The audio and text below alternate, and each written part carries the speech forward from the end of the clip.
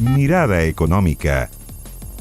Mirada Económica en el aire en una semana que hemos tenido mucha noticia en materia económica. Lo hemos sabido, el informe de política monetaria, las tasas del Banco Central, información del empleo, la economía que se toma la agenda informativa justamente para conversar sobre todas las decisiones que ha tomado, por ejemplo, el Banco Central. Tenemos un invitado de lujo en esta edición en Canal 24 Horas, Pablo García, vicepresidente del Banco Central, consejero. Bienvenido a Canal 24 Horas. ¿Cómo le va? Gracias, André. Un gusto estar acá, presencial, después de un buen tiempo. Sí. Justamente antes, mientras estábamos comerciales, conversábamos de que hace 6 meses conversamos, cuando justamente mucho de lo que vamos a conversar ahora, usted nos señaló, esto se viene. Hay muchos elementos, muchas decisiones que se toman en ese entonces, desde retiro. Claro, no teníamos lo de Ucrania con Rusia, pero mucho de eso, y tal como lo dijo Mario Marcel hace un tiempo, hoy ministro de Hacienda, se fue cumpliendo. ¿Qué ha pasado en estos 6 meses? Bueno, yo creo, para ponerlo en términos bien simples, la economía del año pasado creció 12%. Y una forma simple de entender eso es que la mitad de ese crecimiento fue recuperar los problemas en términos de actividad y gasto que se produjeron por la pandemia del 2020. Y la otra mitad, el otro 6%, en el fondo fue la concentración de un par de años de gasto que normalmente vivimos en 6 meses. Ya. Entonces fue un impulso, un shock de liquidez, de gasto. Lo vimos en la Navidad, lo vimos en los niveles de compras de durables, lo que ha pasado con la venta de autos usados, ¿cierto? Que los precios subieron, cosa que es bien inusual.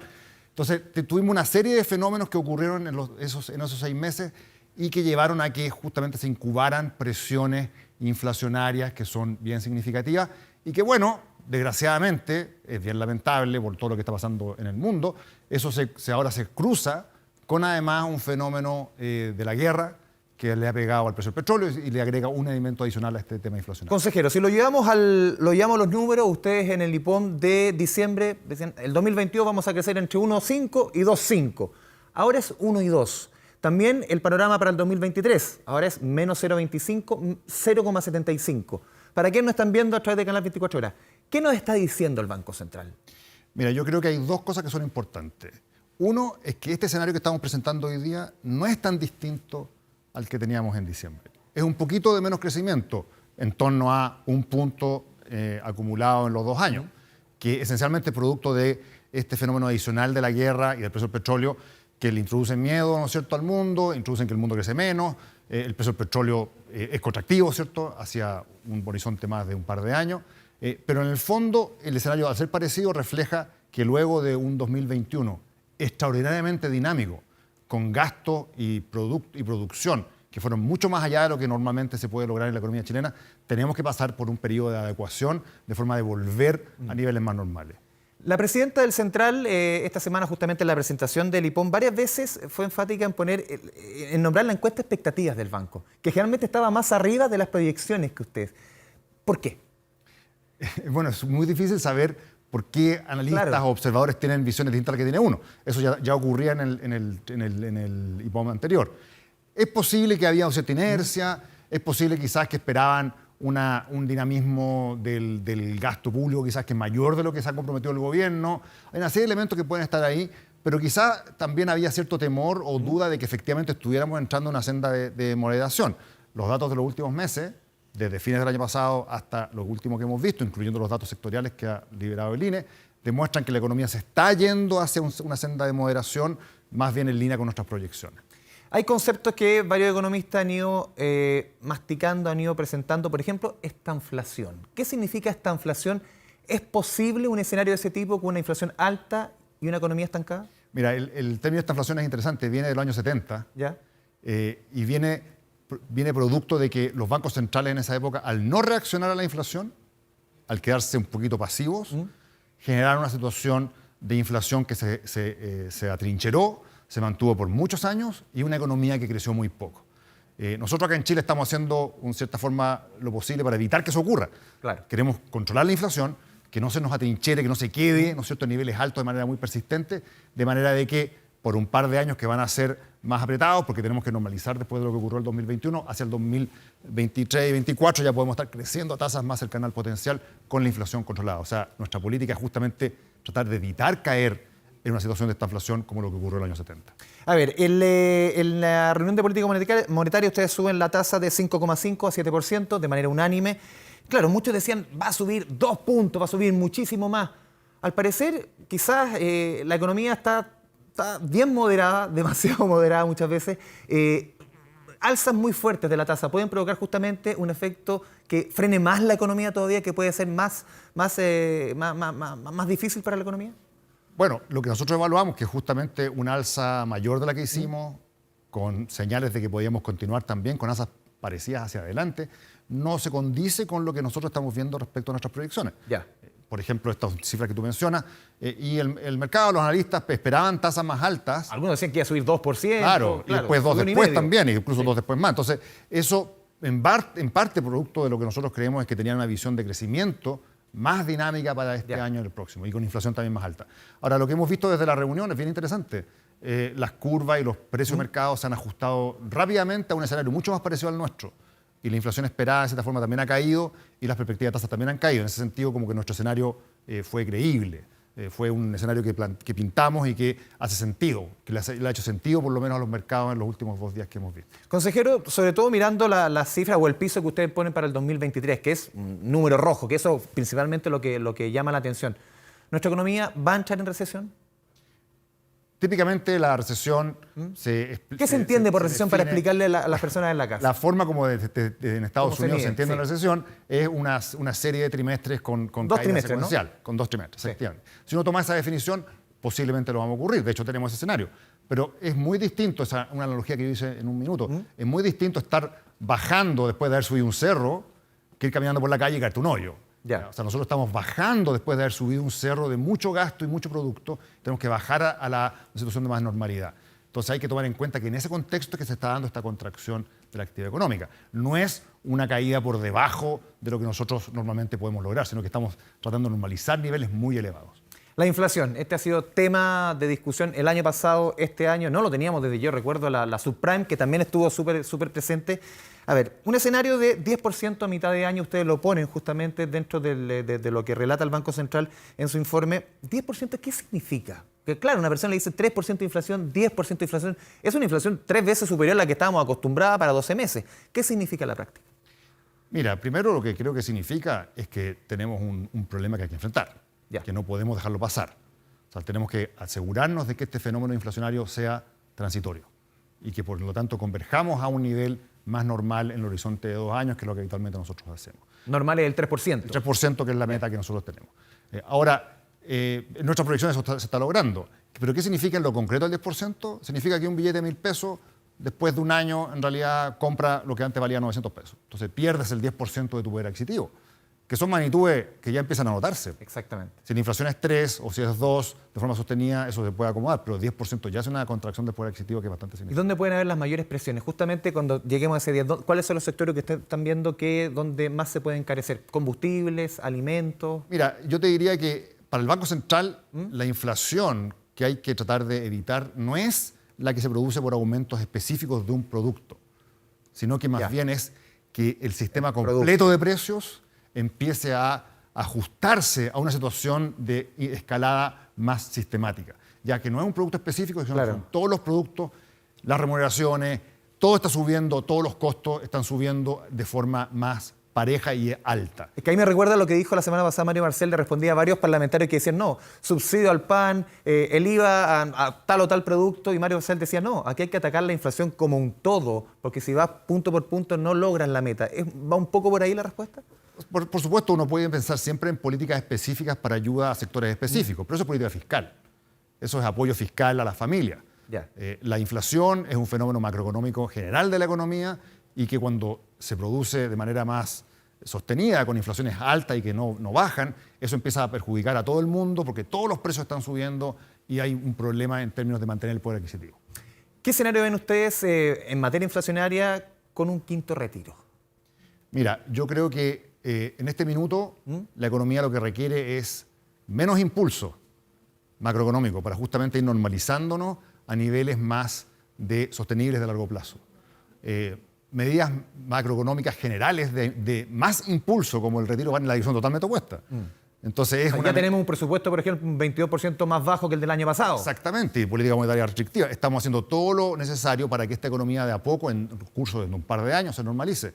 Estímulos macroeconómicos generalizados, que de magnitudes grandes, como lo que tú mencionas, van en la dirección totalmente opuesta y exacerbarían mucho el problema que nosotros tenemos en la actualidad. Sí, un gobierno que hoy día se opone a un quinto retiro, pero sus máximas autoridades votaron por los 4 retiros a favor. ¿Qué opinión le merece eso? Eso no corresponde opinar a un Banco Central que es autónomo y que nosotros vemos lo que ocurre en la macro y reaccionamos al respecto. De todas formas, en este escenario no se justifica un quinto retiro. Como te decía, yo creo que hoy día no se necesitan más estímulos a nivel macroeconómico. Siempre hay sectores que están rezagados. Siempre hay familias, ¿no es cierto?, sectores económicos que tienen más problemas producto de situaciones específicas. Y perfectamente se puede justificar que la política fiscal, ¿cierto?, provea apoyo a esos sectores más complicados. Pero las medidas como los retiros o como el IFE universal son medidas que en el fondo aportan más estímulo a toda la economía, a los que lo necesitan y a los que no necesitan. Entonces es una dirección de política macroeconómica que justamente sería más inflación, no sería menos inflación. Consejero, también dentro del documento que ustedes entregaron de IPOM, también fue enfático el ministro Marcel en decir que lo que más le preocupa a él es la inversión, la caída de la inversión en 2022 y 2023. ¿Qué significa en la práctica la caída de la inversión, por ejemplo, en generación de empleo, en todo lo que estamos conversando? ¿Por qué es tan preocupante ese ítem, que muchas veces no está en los titulares?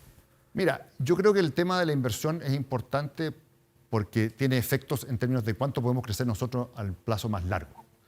Lo que estamos teniendo en nuestro escenario es más bien un reflejo de que la inversión en el 2021 creció mucho, ¿cierto? Entonces también tenemos esta normalización, esta subida y bajada del cerro también la tenemos en el caso de la inversión.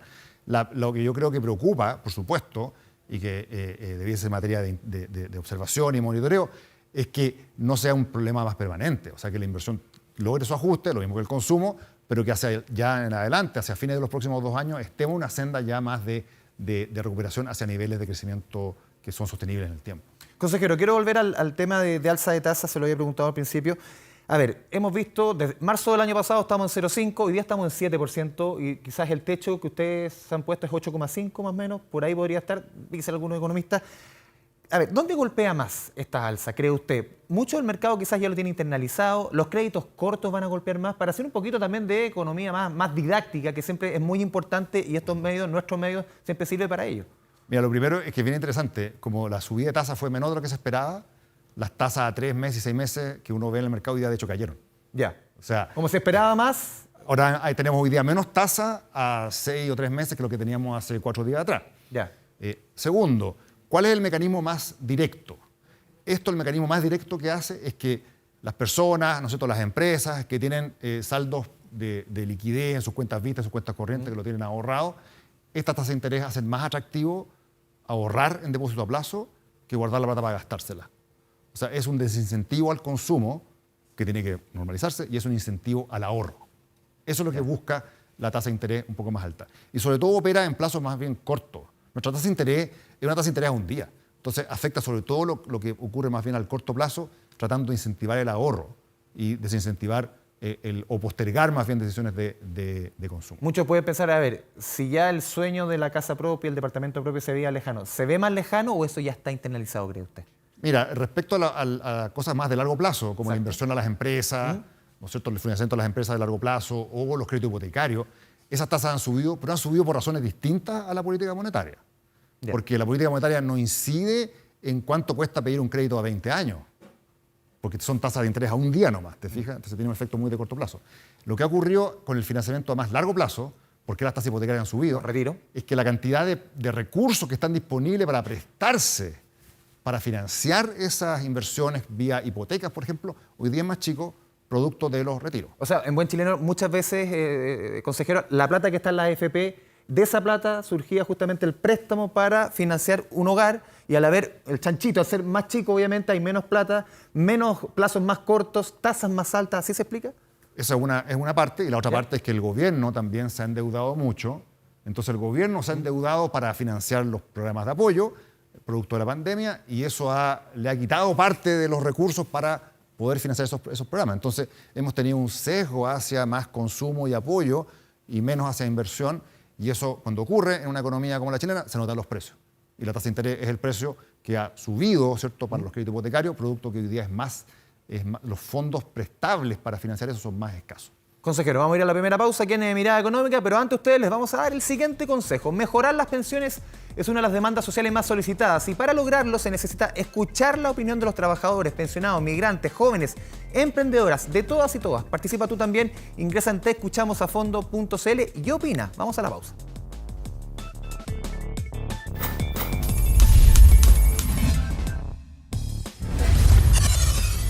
Mirada Económica. Dado tranquilidad.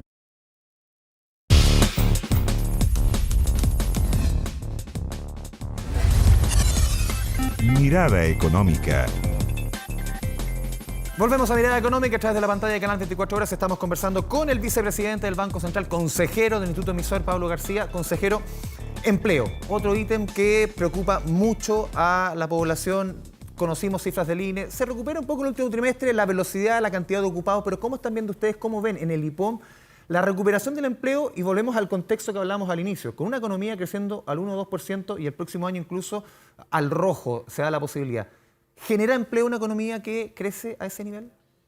Mira, mientras la economía crezca, se genera empleo. Eso yo creo que mientras no se produzca una crisis severa, ¿no es cierto?, como la que tuvimos en 2020, hay posibilidades de ir generando empleo. Lo que yo creo que está ocurriendo con el mercado laboral tiene que ver con varias cosas. La primera es que respecto a lo que fue la crisis de la pandemia, en lo grueso se ha recuperado gran parte de esa pérdida de empleo. 82% decía el INE, por lo menos. Pero lo que ocurre también es que la composición de eso ha sido bastante distinta. Por ejemplo, si tú miras la tasa de desempleo, si tú miras la tasa de desocupación, ya está de vuelta a los niveles que había previo a la pandemia. Y está incluso por debajo de los promedios históricos. Entonces, eso te revela que la razón por la cual la ocupación no ha vuelto a los niveles, de acuerdo a lo que me dice el INE, que teníamos previo a la pandemia, es porque hay problemas más de oferta. ¿Ya? Hay problemas de oferta, de quizás hay sectores que quedaron más rezagados. ¿Y la inactividad sigue siendo problema? La inactividad justamente es porque quizás gente perdió el trabajo, gente de mayor edad, o quizás mujeres, ¿cierto?, que perdieron el trabajo y les ha costado reinsertarse al mercado laboral. Pero ese es un problema de oferta. ¿A qué me refiero con un problema de oferta? Que es un problema que no se soluciona gastando más. Ya.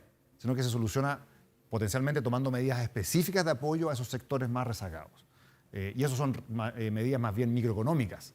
No son medidas macro como de política fiscal, macroeconómica o política... Porque veíamos, por ejemplo, hasta hace un tiempo, más allá de evaluar las medidas, es cómo se puede atacar ahora. El IFE laboral, cuestiones que iban más a toda la economía. Ahora, al parecer, este gobierno va a apuntar a sectores, por ejemplo, adultos sobre 55 años, jóvenes, mujeres, muchas mujeres que no son jefas de hogar, porque, de acuerdo a los números, las jefas de hogar ya recuperaron el empleo, no así las que no son jefas de hogar. ¿Quizás ir puntualmente a sectores rezagados? Yo creo que esa es una estrategia bastante acertada en estas condiciones, porque justamente, como mencionamos en la otra sección, la economía chilena necesita menos impulso macroeconómico. Pero eso no significa que no se pueda dar ayuda a nivel micro, a nivel de sectores específicos, pero eso corresponde al Ejecutivo y al Parlamento, definir las prioridades, dónde, cuánto, ¿cierto? Pero no es un problema macroeconómico. ¿Cómo conversa justamente esto que estamos viendo, esta recuperación del empleo, esas medidas, con proyectos como las 40 horas, con proyectos como reducción jornada laboral? ¿Cómo lo ven? Han habido varias discusiones sobre temas al respecto. Uno es el salario mínimo. El salario mínimo, que es una ocurrencia que pasa bastante seguido, ¿cierto? Siempre tenemos reajustes de salario mínimo. Entonces nosotros tenemos movimientos en el salario mínimo que son similares a los que en nuestras proyecciones, que son similares a lo que tiene... El gobierno quiere llegar a 400.000 pesos a fin de año. Claro, que sería un aumento de un poco más de 10%, en torno a 10%, en el fondo, acorde con lo que ha pasado con la inflación, por ejemplo. Entonces, no son movimientos que sean inusuales en la historia. Ya. El tema de la jornada, eso, bueno, hay una discusión, no es algo que esté legislado, hay muchos detalles respecto a implementación, timing, etcétera, y es un asunto que habrá que ver en su mérito, ¿cierto?, cuando esto se discuta. Pero son cosas estructurales que pueden afectar el comportamiento del mercado laboral, pero por supuesto su efecto macroeconómico va a depender mucho del detalle, de cómo esto se haga. El tema que sea paulatino, que no sea de un momento a otro, que por ejemplo en el tema de los 500.000 pesos del sueldo mínimo, el gobierno ya ha dicho, esto es a 4 años, no inmediatamente. ¿Esa conversación, esa velocidad es la que marca al final el éxito de una política pública? Mira, el éxito de una política pública... En este minuto, quizás. El éxito de una política pública depende mucho de estas discusiones y de lograr consenso en torno a... Hoy día no es fácil la palabra consenso. Claro, ahora, respecto, por ejemplo, déjame ponerte el ejemplo de la política monetaria. Ya. Nosotros sabemos que tenemos un problema inflacionario, ¿cierto? Sabemos que hay un problema inflacionario, todo el mundo lo percibe. Pero nosotros también estamos conscientes de que este problema inflacionario no lo podemos llegar y resolver en 2 días o en un mes, porque le produciría un grado de estrés a la economía gigante. Entonces nosotros nos tomamos 2 años. Claro, usted a finales del 2023 estaríamos volviendo ya al 3% de... Claro, nos tomamos 2 años para enfrentar este problema, que eso le da la gradualidad de forma de minimizar los efectos colaterales de las medidas que uno toma. Porque cualquier política pública, independiente de cuál sea, tiene efectos directos y tiene efectos colaterales. Y uno tiene que ponderar esas cosas de forma apropiada. Nosotros, nuestra pega es la parte de la política monetaria. ¿Cómo ven ustedes, en todo este marco que ustedes dibujan con el IPOM, la discusión que se está llevando en la convención? Ayer la presidenta del Banco Central, Rosana Costa, decía debe conducirse con todos los bordes necesarios. Incluso ella entraba en algunos puntos que están afectando principalmente las decisiones de inversión. ¿Cómo lo ve usted? Bueno, hay ahí un punto... Porque en el banco hay diferentes sensibilidades, obviamente. Sí, no, pero eso es independiente de nuestra labor, que es bien clara y que lo da la ley. Yo creo que eso es bien claro, todos lo tenemos bastante claro, que nuestro mandato es el mandato legal que tiene el banco, más allá de las posiciones que cada uno pueda tener. Yo te diría que respecto a la incertidumbre en general, es bien obvio observar que las tasas de interés están altas, ¿cierto? Las tasas de interés a largo plazo están altas, el dólar está relativamente alto, a pesar del precio del cobre, y esos son fenómenos que... por el mismo debate se pueden explicar desde hace ya un año o fracción. Entonces, el camino hacia normalizar un poquito este grado de incertidumbre es ir cumpliendo los plazos, ir avanzando con resolver estos temas, y la forma como eso se haga, bueno, es un proceso que va a depender fundamentalmente de cómo la convención vaya haciendo esos debates. Y tú te das cuenta simplemente por leer la prensa, o sea, tú y yo vemos la prensa, que eso es la forma como se conduce esto. Tienes altos quórums que hay que conseguir, ¿no es cierto? Y eso lleva indudablemente a tener algunos grados de bordes, como dijo la presidenta al respecto. Ahora, sobre el Banco Central, yo creo que hay varias cosas que son peculiares ahí. Lo que se está discutiendo en la convención sobre el Banco Central. Claro, ya. en la convención específica. Sí. Es que, por ejemplo... Porque son hartos cambios los que se quieren proponer, sí, sobre todo los nombramientos, los tiempos que duran ustedes. Yo te diría que esto por ahora son cosas que son de la comisión y no se han aprobado. Todavía falta mucho para avanzar, como ha sido mucho la discusión. O sea, estamos todavía en... Hay otro debate, pero respecto a los temas que se han discutido, yo creo que hay que valorar, por ejemplo, que se reconoce la importancia de un Banco Central que sea autónomo y que sea técnico. Creo que eso está claro. Y que tome en consideración dimensiones como lo que ocurre con la economía, que es lo que en la práctica nosotros hacemos. O sea, que uno ve la norma, consejero, en la primera parte, pero después empiezan los cambios. Por ejemplo, en la forma de nombrar, en la forma de destituir a un consejero, que incluso el Congreso, obviamente, con la opinión final de la Corte Suprema, podría destituir a un consejero.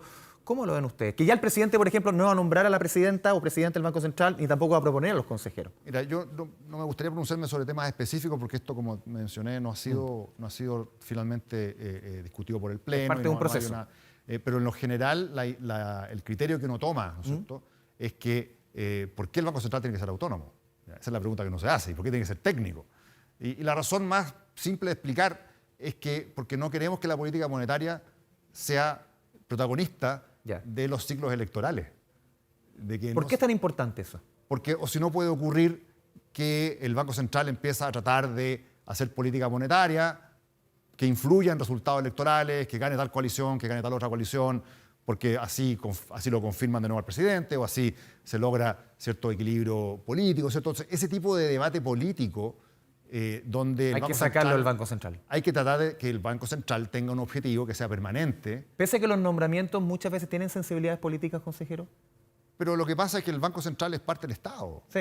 ¿Cierto? No somos una torre de marfil. Claro, pensamos de alguna forma. Y la autonomía tiene que tener legitimidad. ¿Cierto? La autonomía no es un derecho, ¿cierto? Es un deber de cumplir con un objetivo. Entonces, la gracia de tener un Banco Central autónomo es que puede navegar por todos los vaivenes políticos que se producen en un país, en una democracia bien vibrante y donde todo el mundo discute, como en Chile, ¿cierto? O sea, por lo menos los últimos 30 años, el Banco Central en nuestro país, desde que está esta autonomía, desde el 89, es un ejemplo. Bueno, ha sido un Banco Central exitoso en cumplir con el tema de la estabilidad e inflación. Y tratar con momentos difíciles, momentos mejores, de todo. Pero yo te diría que desde el 2000, desde que decidimos tener el esquema que tenemos hoy, de metas de inflación, donde se dejó que el dólar fluctuara libremente, ha funcionado y ha enfrentado situaciones muy, muy, muy difíciles. O sea, hemos tenido la crisis argentina, tuvimos la crisis subprime, ¿cierto? El superboom de los commodities, el estallido social, la pandemia. Y dentro de todo el Banco Central sigue haciendo su pega de tratar de lograr que la inflación no se atrinchere en niveles altos permanentes que le provocan un daño a la gente que realmente es dramático. Entonces, tratar de mantener eso estabilizado es un objetivo que creo que en las propuestas que se han puesto sobre la mesa está bien tomado. Hay un elemento que hizo harto ruido, claro, ayer lo aclaraba también el mismo Mario Marcel, en su rol hoy como ministro de Hacienda, pero también como consejero y después presidente del Banco Central. La coordinación con el Ministerio de Hacienda. Hoy día el Banco Central, muchas veces, lo vemos en la reunión de política monetaria, está el ministro de Hacienda. ¿Hay una coordinación? ¿Cómo se entiende esa coordinación que explicaba ayer también Mario Marcel? Ese trabajo con la autoridad de turno, que no significa que el Banco Central pierda su autonomía, ¿no? No, por supuesto. De hecho, la ley actual plantea que el Banco Central en sus decisiones tiene que tomar en cuenta la orientación general de las políticas que el gobierno adopta. Eso está en la ley hoy día, ¿te fijas? Además, nosotros tenemos una relación muy fluida y permanente con un montón de organismos del Ejecutivo, incluyendo el ministro de Hacienda, por supuesto. No porque hoy día será Mario Marcel, ha sido siempre. Siempre ha sido así, siempre ha sido así. Pero más fundamentalmente yo te diría que en la forma como nosotros hacemos la política monetaria, en que en particular tenemos un sistema en donde el dólar fluctúa. No tenemos tipo de cambio fijo, sino que el dólar fluctúa.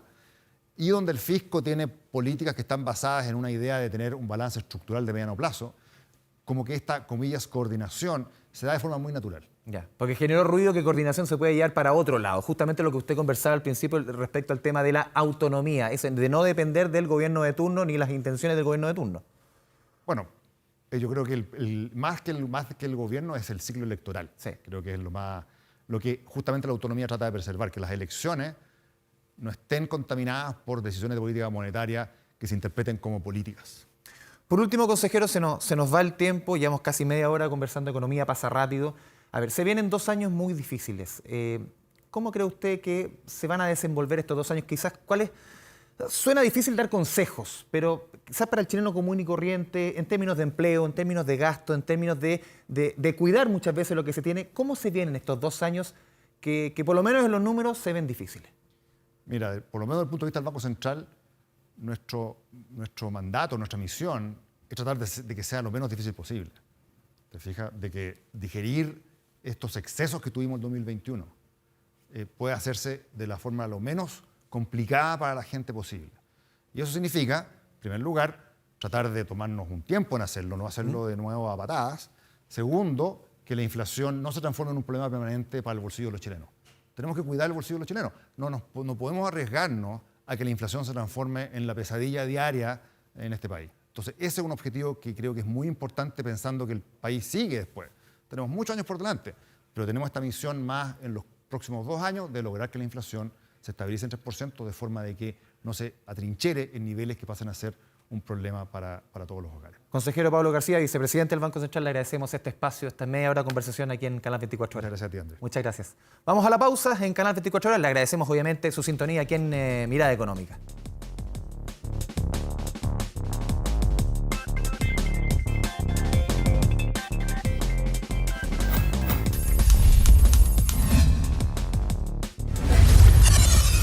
Mirada Económica.